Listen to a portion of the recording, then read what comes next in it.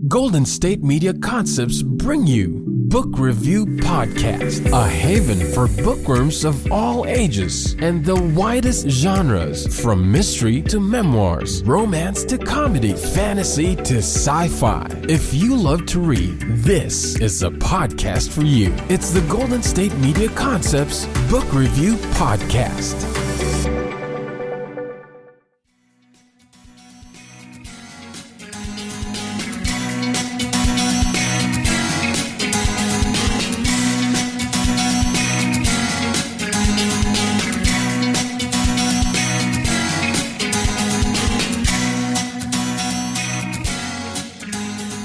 Hello and welcome to the GSMC Book Review Podcast, brought to you by the GSMC Podcast Network.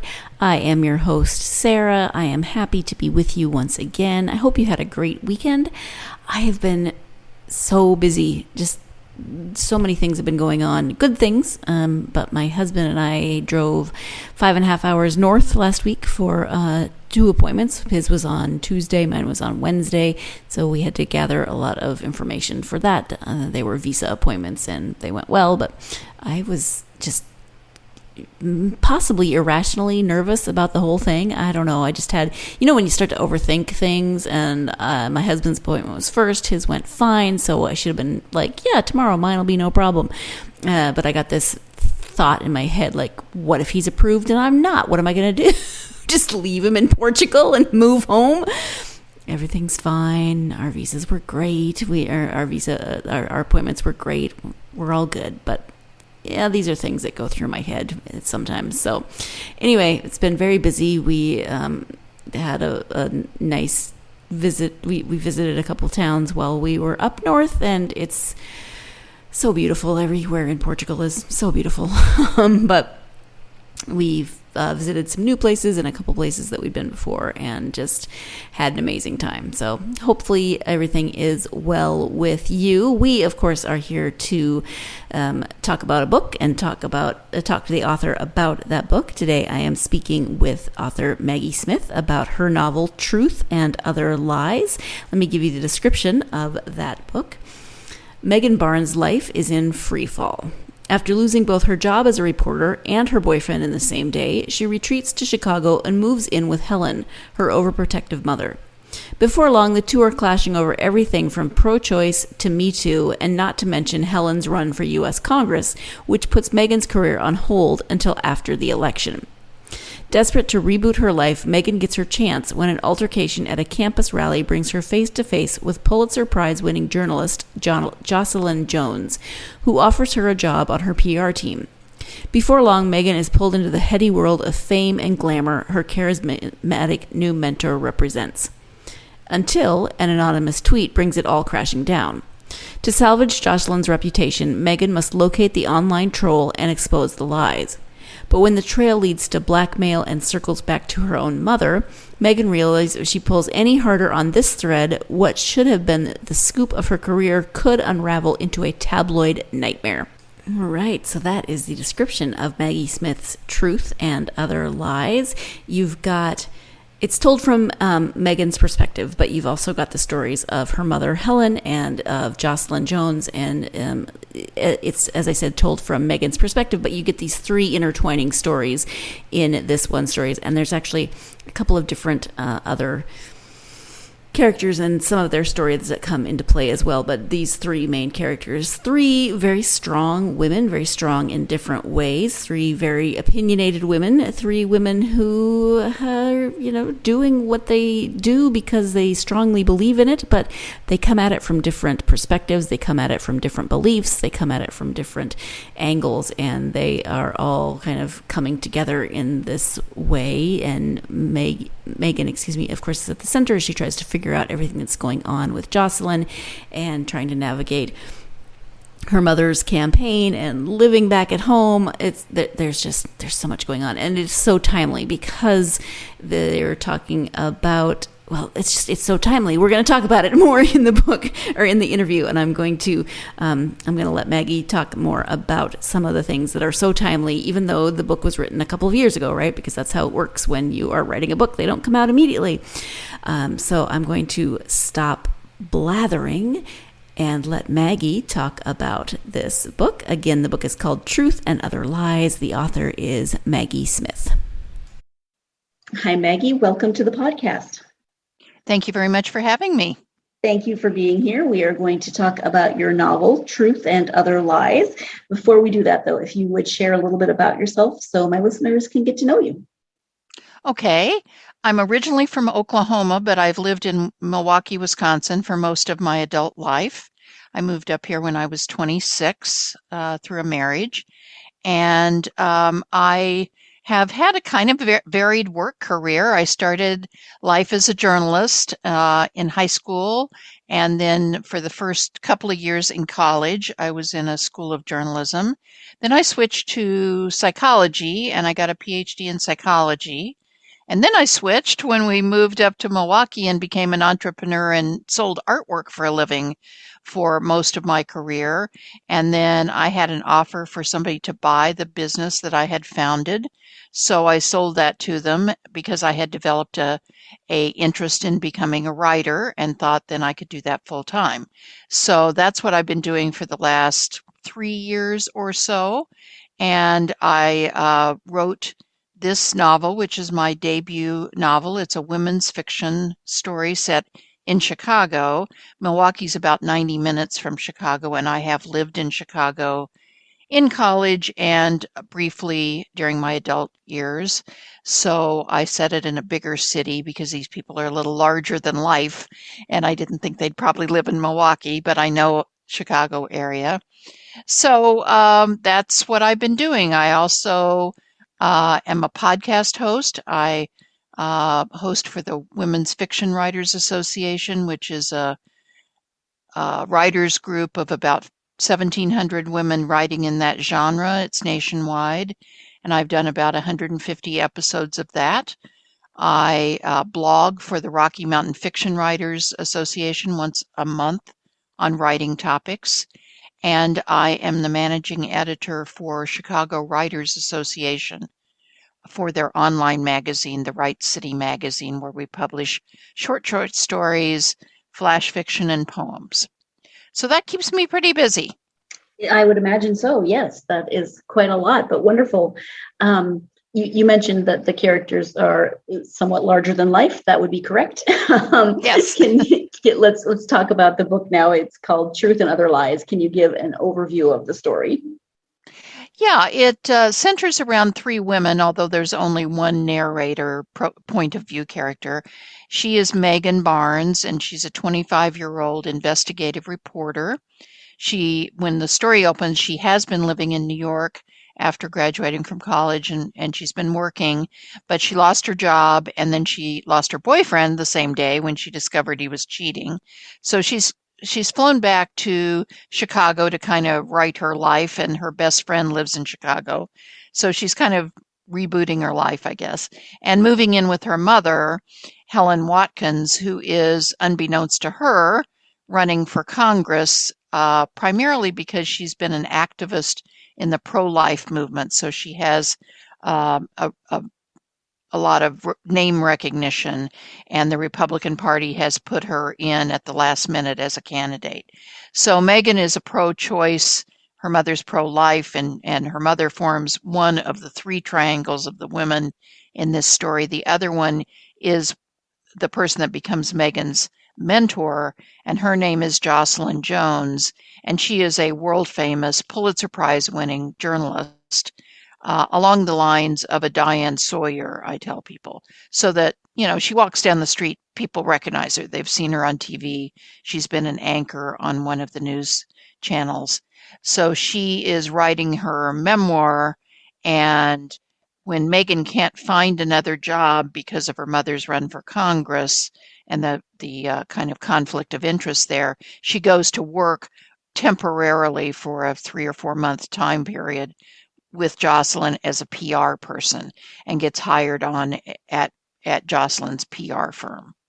So that is the characters that are swirling around. They're each got a little bit larger than life.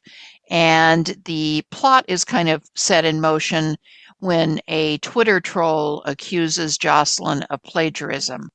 And she turns to Megan and her rest of her PR firm to kind of make this stop, kind of. So that starts the plot, which is a little bit of a mystery of who is this troll? Why are they saying this about Jocelyn? How do we shut them down, etc.? Yeah, it's interesting. The all three. Well, there's more than three characters, but I'm thinking Jocelyn, Megan, her mother. They are all, as you said, kind of larger than life, but coming at life from slightly different perspectives, but very strong Right. women. I was yelling, not, you know how you yell in a book. I was yelling at Jocelyn's character when she kind of says things to Megan, like, just make it go away is what she's basically saying. And I'm like, she's Right. 25. What? She's never done this before. What are you doing to this young woman? Time to take our first break of the podcast. But yes, I do sort of yell at books while I'm reading them, or yell at characters in books while I'm reading them. Maybe not yell at them, because it's usually in my own head. I don't always say things out loud. Occasionally. Try not to do it when I'm in public. But at any rate, we're going to take our first break. When we come back, Maggie will be talking about the timeliness of this book. So stay tuned. You're listening to the GSMC Book Review Podcast, and I'll be right back. Do you want to be healthier, yet you just don't know what to do? All these shows telling you this and that, but nothing seems to work. Well, listen close. Golden State Media Concepts has got something great for you. The Health and Wellness Podcast dedicated to workout trends, healthy eating habits, diet, and everything about healthy living. Join us in our banters as we help you not just live life to the fullest, but live it to the healthiest.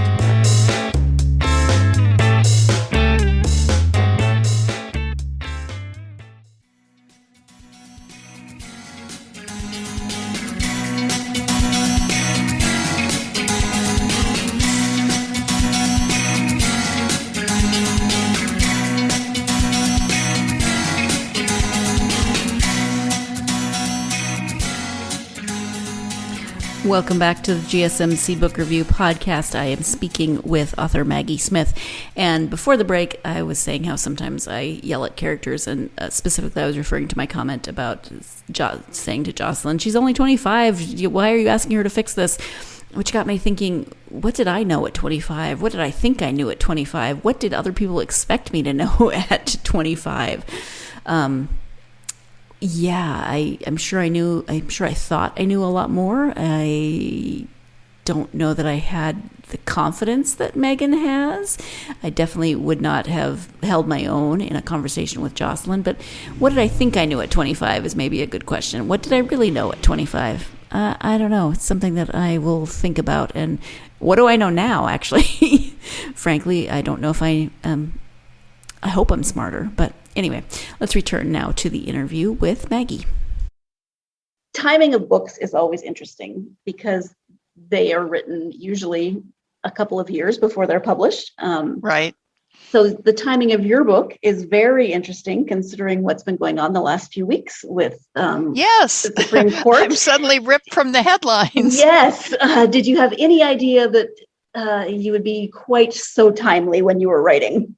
I didn't. I mean, I knew that the pro-life, pro-choice controversy or disagreement or whatever you want to, stance has been with us for quite a while. I didn't know it would become quite so prominent as it has just the last month. So yes, that was. I've written a couple of social media posts, kind of saying when what you wrote 2 years ago suddenly seems to be coming true. But one of the things I wanted to do, and it's not just the abortion topic, but there's climate change and vaccines and all kinds of different things that I was trying to reflect the times of when family members view things differently politically. And I was seeing that happen in my own family and in families of my friends, where Thanksgiving dinners were becoming a little bit more acrimonious than they used to be. And I was attempting to paint the characters who view this this one topic and other topics differently, and yet find a way for them to respect the other's point of view a bit more and be a little bit nuanced about the discussion instead of just standing in the corners and yelling at each other. And I think I have, from what I read in reader reviews, I think I did succeed in that. And so I was, if there was one of the themes, it was, maybe we all need to get back to listening to each other and understanding what might be behind some of our beliefs rather than just acting as though the other side is a total moron. But, that's always the risk when you deal with controversy. And I also kind of bring home, I think, hopefully in the novel, a bit of the fact that this is also generational, because I do have 3 women that are in somewhat different generations. Jocelyn is 65, 68, somewhere in there. So she is very much of a baby boomer and has her own way of looking at the world. And in some ways, that's very similar to Megan, who's more of a millennial, in that they both are what would be termed liberal. They both fight against climate change. They're both on the same side of the abortion issue. And yet also, for example, in the Me Too aspect, they view things very differently. And I have one little scene at the end that really I just people have said, oh, that's your Me Too chapter, where Megan is being advised by Jocelyn to kind of play up to this man who has a lot of power that could possibly get her a job. And Megan just is having none of that. And we see that Jocelyn's viewpoint from her generation, and not all baby boomers are like this, but she views it as, use it if you can get it. You need all the help you can get, and he can be powerful and get you places. Not that she would, do something bad, but just flirt with him a little bit or soothe his ego. And Megan is just having none of that. So I think there is a generational gap here as well, whereas Megan is viewing the baby boomers as they were going to do all these things. They were going to take care of the climate. They were going to take care of civil rights and women's rights and get us, the Equal Rights Amendment passed. And they didn't. They sold out, and now they've left us with this mess, which I think is reflective of many younger generation viewpoint as well. Yeah, you mentioned ripped. It's a long answer, but no, but you mentioned, kind of ripped from the headlines earlier. Well, this is what you were just talking about, is, if you will, ripped from social media, because now there's this whole theme of, okay, boomer, where where the younger generations are very dismissive of older generations and what they went through, and there's kind of this, not exactly backlash, but lack of understanding. Right. And I think, there is a scene early on where I'm putting my words in Jocelyn's mouth a little bit, but where she is expressing that. She's saying that Megan at her age is all about want.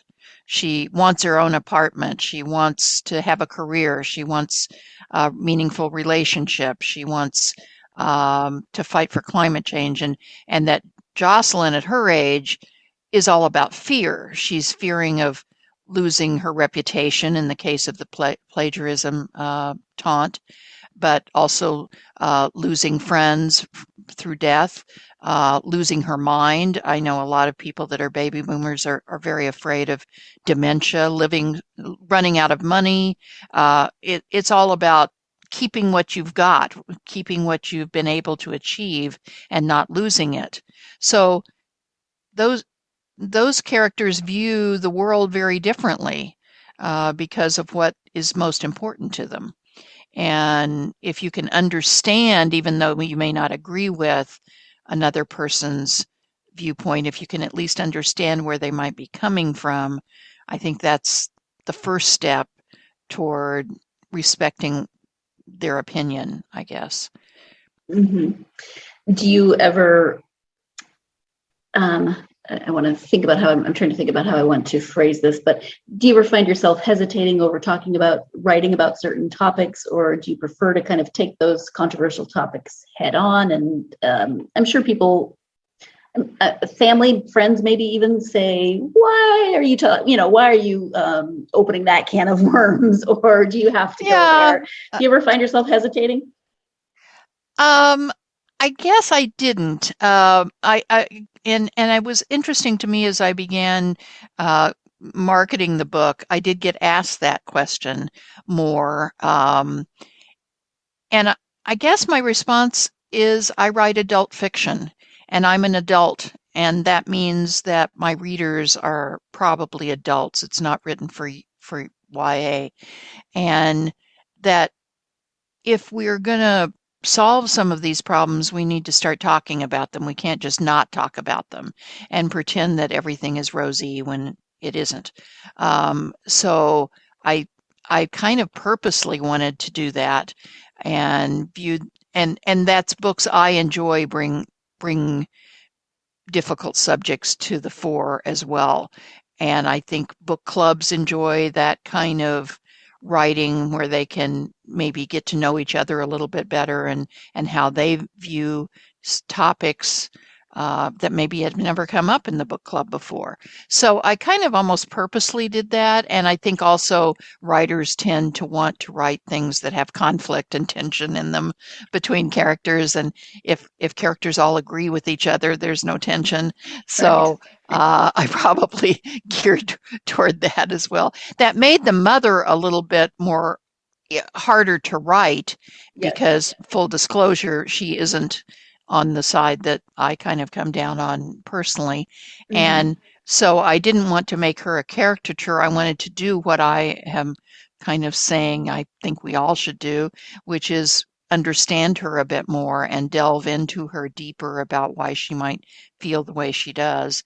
And so she wound up being my favorite character to write, but she took a lot more work than Megan did, because I was kind of channeling my 25-year-old self in Megan. Mm-hmm. So that was a good exercise for me to know that I can write a character that doesn't necessarily agree with what I personally feel. Time for our second break of the podcast. When we come back, we'll be talking a little bit more about Megan as the main character and as the perspective from which the book is told. So stay tuned. You're listening to the GSMC Book Review Podcast, and I'll be right back.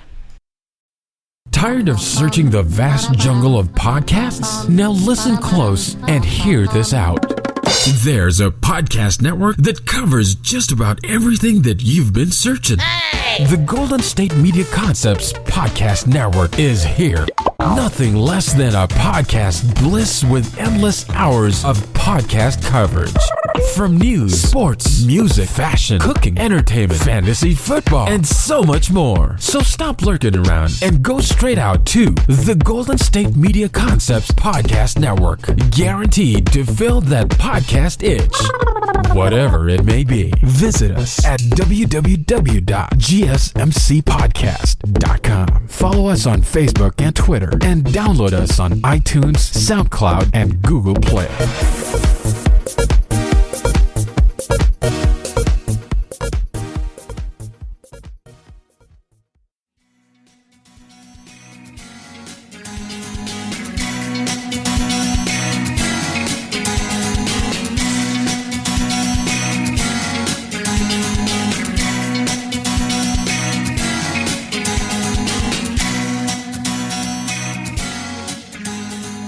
Welcome back to the GSMC Book Review Podcast. I am speaking today with author Maggie Smith about her novel, Truth and Other Lies. Let's return to that interview.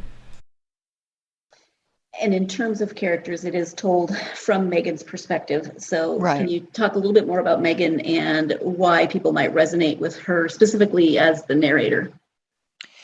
Well, I originally wrote this, and that's always the writer's journey is, did you write it straight off the bat? And no, initially I had all three of their points of view, and initially it was an adoption story. It had nothing to do with the plot. That is it.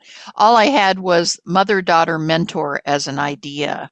And I was advised by an editor or two that I showed the manuscript to early on that I was taking off a big chunk for a first novelist, that maybe I might want to dial it back and pick one of these people to have the other characters in it, but only one be the narrator or the protagonist. So I picked the 25-year-old because I felt like she was the one that would be dealing with the other two. In fact, the other two really don't ever meet in my book. And although they know about each other through Megan. So I also was interested in the fact that I could remember when I was 25, I did not have a very good relationship with my own mother. And so I, at 25, in my 20s, was looking for a role model to pattern myself after. I wanted to have a career as well as a family. And my mother did not have a career. So I was looking to people that I encountered primarily in my training as a psychologist. I had mentors and women professors and women supervisors that I looked to pattern myself after. And I thought that would be a way that I could bring out some of that I experienced when I was 25, of trying to figure out what kind of woman I wanted to be. And so that was what I put into Megan, and all those idealistic kinds of things that is a great way to feel about the world when you're in your early 20s, because there's just so much you feel like is ahead of you. And yet you don't really realize how substantive the decisions you make at that age, which you have very little information about making those decisions, but how substantive they wind up being, who you wind up marrying, the city you wind up staying in, the profession you wind up deciding to pursue. So it just seemed like that was ripe. Megan was ripe for having all those kinds of patterns and roles in life that I could explore. Mm-hmm.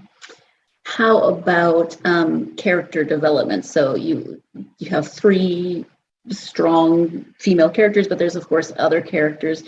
This was not the direction you were going initially with your story, but did you have characters fairly well sketched out before you started writing, or did they evolve and change as you write? How does that work for you? Well, the mother evolved. I think the Jocelyn Jones character, I fully admit I was, somewhat channeling Meryl Streep in Devil Wears Prada with her, and she was kind of fully formed when I thought of her. Megan was a little bit trickier, but once I kind of got back into, okay, now you're 25, remember what you felt like at that point, she was easier to write too. There were other characters that I, initially I had those 3 as the mother I had was really more of a caricature, and I was needing to develop her a little bit more and understand her a little bit more. And I worked with an editor to do that, to dig deeper into what might be going on with her. What does a woman like that? How does a woman like that? And she is divorced. Wind up in that situation. What might she be feeling like? So yeah, the characters were there, and then I just put them in a different plot. I tried to figure out a plot that might involve all 3 of those people, and I then kind of tried to make them a little larger than life. Initially, the plot was that Helen, the mother, was the illegitimate child of Jocelyn that she had given up for adoption. So it was more of a looking for my birth mother story. And Megan went to work for her, in fact, her own grandmother. Okay. And it seemed as though that was a little bit too much of a coincidence for the editors that I had look at it. They said, that's a pretty big coincidence there. So when that went out the window, I was searching for another plot, and I'm also interested in how social media is starting to affect particularly famous celebrities. I guess celebrities are famous, famous people, and how their reputations sometimes are undone by people that have kind of no power at all except the power of putting something on Twitter or putting something on Facebook. So I thought that was an interesting tact to take with the famous journalist.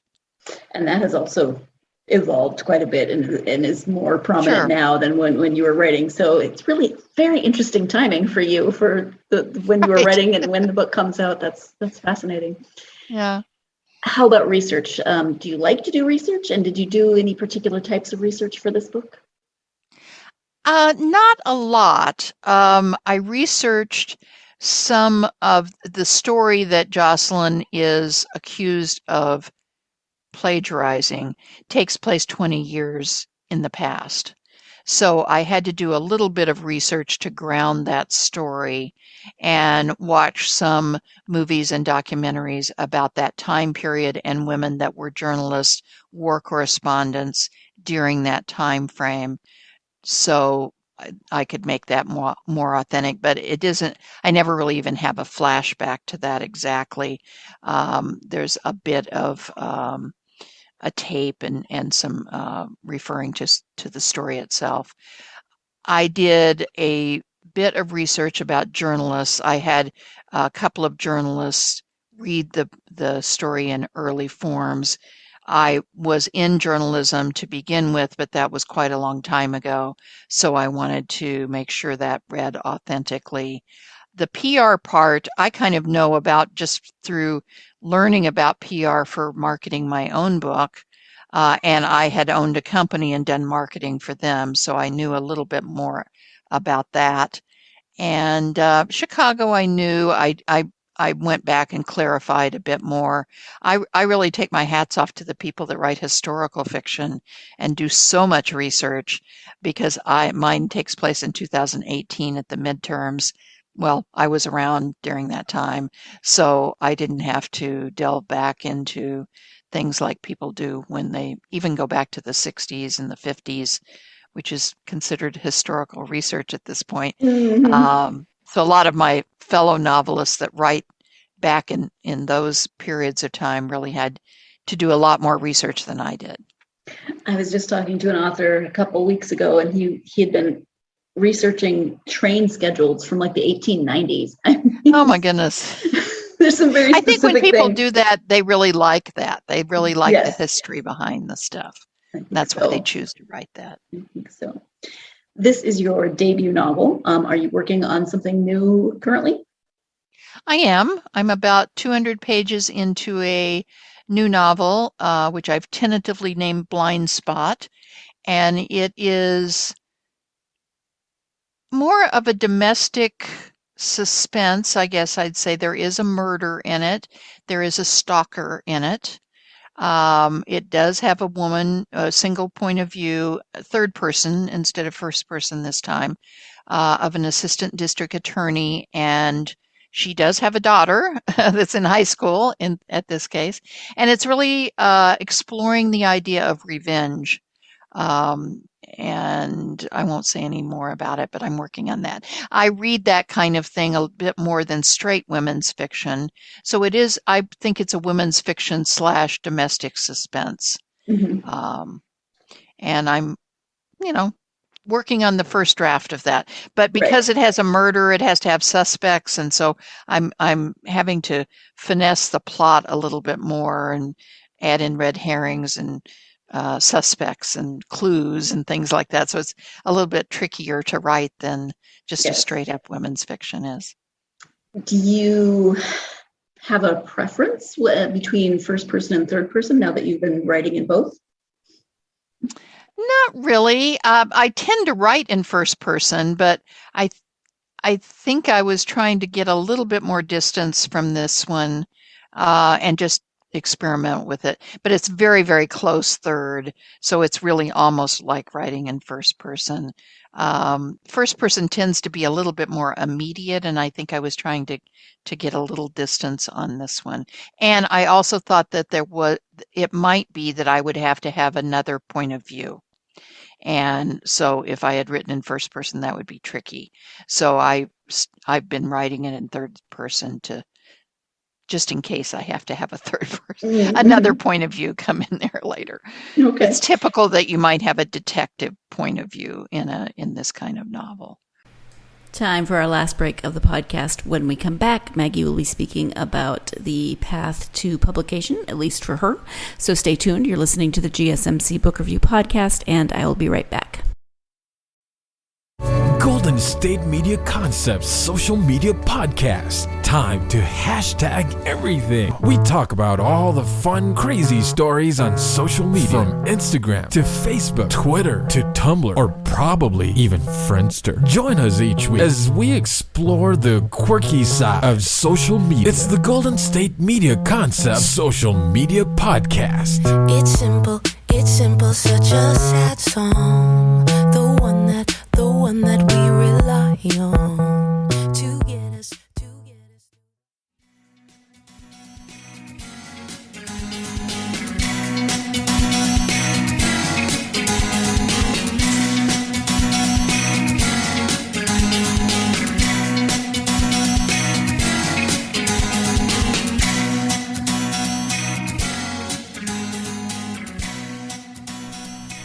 Welcome back to the GSMC Book Review Podcast and the conclusion of my interview with author Maggie Smith.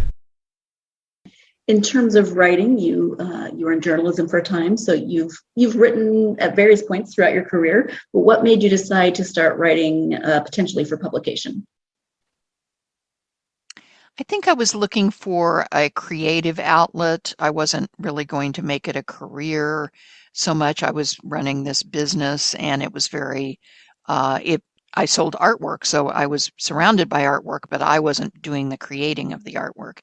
And so most of what I was doing was marketing and selling and financials and, personnel and lots of different. I was a manufacturer for a while, so I had a crew that was framing the pictures and we were shipping it out. So none of that was overly creative, and I wanted a creative outlet. So I thought writing was something that I can't sing and I can't paint. So I did photography for a while, and I'm pretty good at that, amateur photography. But I just signed up for a couple of writing classes, and it interested me. So I'm not somebody who said, oh, I wanted to be a writer from the time I was 6 years old. I've been always a big reader, but not necessarily a writer. So I primarily kind of backed into it. And I love the people that I meet being a writer, other writers, other readers. It's like being surrounded by my community, and I love that part of it. Absolutely. Do you have advice for aspiring authors from your own experience then? I think I would say to a very young writer in terms of age, like someone that was 20 or something, as well as writing, I think you ought to live life. You ought to travel, meet people that feel differently about things, other cultures, maybe live in another country. That would be my advice. I think you almost have to have something to write about, some perspective on life to be a successful writer. And so I would think at 20 to 25, 30, I would say spend more time living life than writing about life, so that then later you have something to write about and some perspective. So that would be my advice. Okay, thank you. How about reading? Do you have favorite authors and genres? You mentioned that you do like to read kind of the mystery, domestic suspense, but who are your favorite authors and genres when you read for yourself? I don't read a lot of historical fiction. What I read is contemporary women's fiction, and that would be like I enjoy Lily King as one of my go-to authors, Ann Patchett, um, Celeste Ning, although she doesn't write very many books. She's written like 2 books so far. I also like mysteries, so Jane Harper. I've loved everything she's written. She's written about 4 books, I think. Tanya French, I read. She's written more books. Lately, I've really been on a streak of just reading very eclectically, a lot of things that have been on the bestseller list. I enjoyed Two Nights in Lisbon recently. Chris Pavone was the author. He's a male. He wrote that. I thought that was a spectacular novel that starts out as though you think it's a kidnapping and then it turns into something totally different. And I really admired that. I read We Begin at the End by Chris Whitaker and thought that was a tremendous book. Really had very well developed characters, kind of a depressing story in some ways, but really a hopeful story in other ways, really rich characters, really rich 13-year-old that was kind of one of the major protagonists in that. I've read several books that I thought were kind of funny. Lessons in Chemistry is a really funny book that's also kind of a feminist treatise. Marrying the Ketchups I thought was funny. We're All Damaged I thought was funny. So I like reading the first 2 or 3 pages on, online on Amazon, and if that I can kind of tell whether that person is a very intelligent writer. And if they are, I'm kind of in for the haul. They can tell me any story they want because I know I'm in really good hands because they're a really good writer. And that's what I really like to read is really good writing because it challenges me to be a better writer. Yeah. And then how about internet presence? So website, any social media that you're active on, if you can share that so people can find you. Okay. My own website is easy to remember, Maggie Smith Writer, WRITER.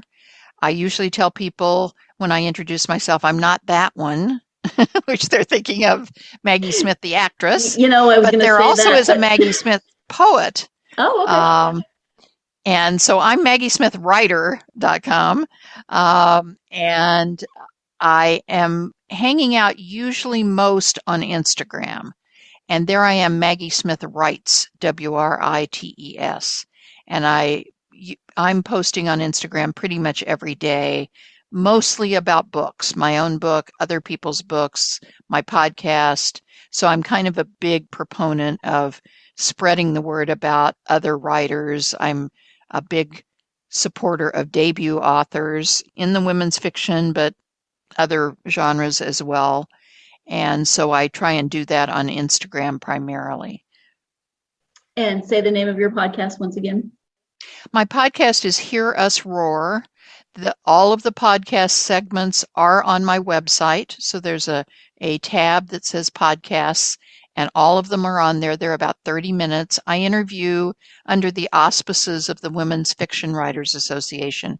So everybody on my podcast, it is their debut women's fiction novel. The vast majority of them are women. I think I've had 1 or 2 men that wrote a woman's fiction book. And so all the podcasts are there, and they are also on Apple and Spotify and Google Play and other channels of distribution. But it's called Hear Us Roar. Okay, thank you. When I first saw your name, when we scheduled the interview, my first thought, of course, was, oh, Maggie Smith. But I also figured you hear that like every time anybody hears your name. And I thought, nope, don't go there. Yeah, I do occasionally get, Maggie Smith, the poet, wrote a book of meditations during the pandemic called Keep Moving. Okay. And I did get quite a few people private messaging me how meaningful my meditations were to them during COVID, and I had to say that wasn't me, but here's her website. Thank you, But Beth. I recently got one that thought I was Dame Maggie Smith. Not a horrible person to be compared to, but No. Maybe sometimes people, contact her thinking that she's you. Maybe that's it. I'm sure. At any rate, Maggie, we've talked about a variety of things during our time together, but is there anything that we haven't covered that you would like to highlight at this point? No, I think I would just encourage people to read any chance you get, maybe a wide variety of authors. I think sometimes if you walk in a bookstore or you just, read about things online, you're really only reading about the really small subset of people that get published by the big five and their imprints. And there are all kinds of people out there that are indie publishing themselves, that are with small presses. I'm with a small press. And I got a lot of national publicity, but I also wrote kind of a buzzy book. But there are people that write nice, quiet little books that are great books. And so I guess, belong to a book club, ask your local librarian, ask your independent bookstore owner for recommendations of maybe books that don't have as big a splash in the marketplace. And the last thing I do is I really enjoy interfacing with book clubs. I think my book has a lot of things that lend themselves to discussion. And I have a place on my website where book clubs can go there and ask me to zoom in on their book club. If you're in the greater southeastern Wisconsin, Chicago area, I can even come to your book club. But if you're other places, I can zoom in and talk about the book and talk about my experience of writing the book. And I love to interface with readers. So I'd love to do that. Okay, thank you so much for all of that. And thank you so much for taking the time to speak to me about your book and writing. I really appreciate it. Well, thank you for spreading the word about books. Thank you again to Maggie for joining me to talk about Truth and Other Lies, along with writing and everything else. I also want to piggyback on something that she was saying there at the end of reading, broadly reading, not just what's popular, etc. And I want to add on to that in a very specific way, in that don't just read, if you're on TikTok, specifically Book Talk, don't just read the books that are on Book Talk. I'm not saying there's anything wrong with the books that are on Book Talk, but there's so much more out there. And sometimes I watch Book Talk and it's just the same things over and over and over again. And some of them are good and some of them I don't find as good. And there's, again, nothing wrong with that because everyone has different tastes. But branch out. Read something that you might not necessarily read. Read something that you hear about on this this podcast. Not touting my own podcast, although I should, but I'm just saying that I interview a lot of debut authors on here, and that is a great place to find someone new and to support someone new and someone that maybe no one else has heard of, but that you fall in love with. So that's just my 2 cents for the day. Thank you again to Maggie for joining me. Thank you, as always, for joining me. I so appreciate you. I hope that you'll join me for the next episode, when I will be joined by author Patrizio X Maya to talk about his book, Reggaeton Cruise. So join me for that. As always, if you're a fan of this podcast, please do me the honor, the favor, what have you, of liking, subscribing, doing all those great things that get you access to the episodes as soon as they come out, but also leaving a review on any of those platforms that you listen to the podcast on. That can be starred, it can be written. It very much helps us to get the podcast out to more people, and I very much appreciate it when people do that. Thank you so much. Also, follow on social media, Facebook, TikTok, Instagram, and Twitter. Love to hear from readers, so let me know what you're thinking about life, about books, about everything. As always, hope you're having a great Tuesday. I hope that your weekend went well. I hope that your week is starting off well, but as always, I hope that your life, your time, wherever you are at this point, I hope that it affords you plenty of time to get yourself lost in a good book. Thanks. You've been listening to the Golden State Media Concepts Book Review Podcast, part of the Golden State Media Concepts Podcast Network. You can find this show and others like it at www.gsmcpodcast.com. Download our podcast on iTunes, Stitcher, SoundCloud, and Google Play. Just type in GSMC to find all the shows from the Golden State Media Concepts Podcast Network, from movies to music, from sports to entertainment, and even weird news. You can also follow us on Twitter and on Facebook. Thank you, and we hope you have enjoyed today's program.